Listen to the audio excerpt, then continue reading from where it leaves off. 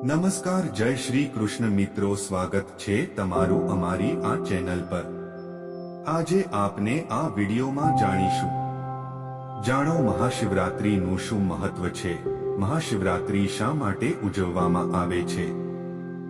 જો મિત્રો તમે અમારી આ YouTube ચેનલ પર નવા હોય તો અમારી આ YouTube ચેનલને સબસ્ક્રાઇબ કરી દેજો, જેથી આવી આવનાર સ્ટોરી તમારા સુધી પહોંચી શકે। ચાલો હવે આપણે સ્ટોરીની શરૂઆત કરીએ। શ્રાવણ માસ, પ્રદોષ વ્રત, સોમવાર, માસિક શિવરાત્રી અને મહાશિવરાત્રીના તહેવારોનું ભગવાન શિવની ઉપાસના અને વિશેષ આશીર્વાદ મેળવવાનું વિશેષ મહત્વ છે। હિન્દુ કેલેન્ડર અનુસાર મહાશિવરાત્રી દર વર્ષે માઘ મહિનાના કૃષ્ણ પક્ષની ચતુર્દશી તારીખે ઉજવવામાં આવે છે।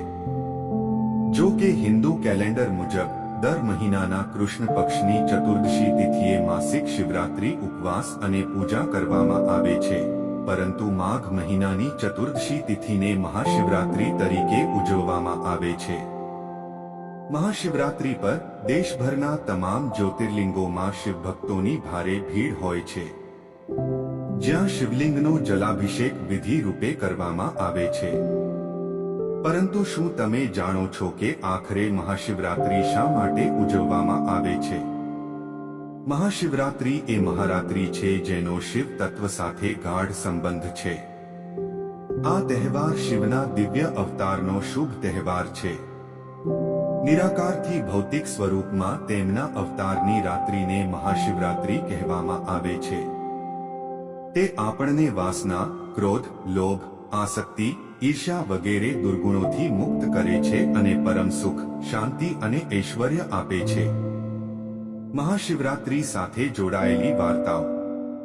પ્રથમ દંતકથા અનુસાર ભગવાન શિવ સૌથી પહેલા માઘ મહિનાના કૃષ્ણ પક્ષની ચતુર્દશી તિથિએ શિવલિંગના રૂપમાં પ્રગટ થયા હતા। આ કારણોસર આ તિથિને દર વર્ષે ભગવાન શિવના જ્યોતિર્લિંગના સ્વરૂપ તરીકે મહાશિવરાત્રી તરીકે ઉજવવામાં આવે છે।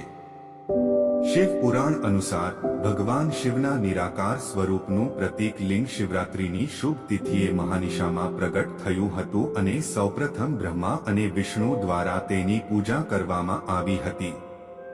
જ્યારે સ્કંદ પુરાણમાં કહેવાયું છે કે આકાશ પોતે જ લિંગ છે, પૃથ્વી તેની પીઠ કે આધાર છે અને અનંત શૂન્યમાંથી દરેક વસ્તુનો જન્મ થયો છે, તેમાં લય હોવાને કારણે તેને લિંગ કહેવામાં આવે છે। બીજી તરફ અન્ય એક દંતકથા અનુસાર મહાશિવરાત્રી પર ભગવાન શિવ અને દેવી પાર્વતીની મુલાકાત થઈ હતી। માઘ ચતુર્દશી તિથિએ ભગવાન શિવે તેમનો એકાંત છોડી દેવી પાર્વતી સાથે લગ્ન કર્યા અને ગૃહસ્થ જીવનમાં પ્રવેશ કર્યો। આ કારણોસર દર વર્ષે માઘ ચતુર્દશી તિથિએ ભગવાન શિવ અને માતા પાર્વતીના લગ્નની ખુશીમાં મહાશિવરાત્રીનો તહેવાર ઉજવવામાં આવે છે।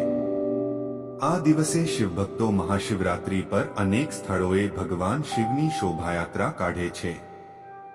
ધાર્મિક માન્યતાઓ અનુસાર મહાશિવરાત્રી પર વ્રત, પૂજા અને જલાભિષેક કરવાથી વિવાહિત જીવન સંબંધિત તમામ પ્રકારની સમસ્યાઓ દૂર થાય છે અને દાંપત્ય જીવનમાં સુખ સમૃદ્ધિ આવે છે। આ ઉપરાંત તમામ 12 જ્યોતિર્લિંગ મહાશિવરાત્રીના દિવસે જ પ્રગટ થયા હતા। આ જ કારણથી 12 જ્યોતિર્લિંગના દેખાવની ખુશીમાં મહાશિવરાત્રીનો તહેવાર ઉજવવામાં આવે છે।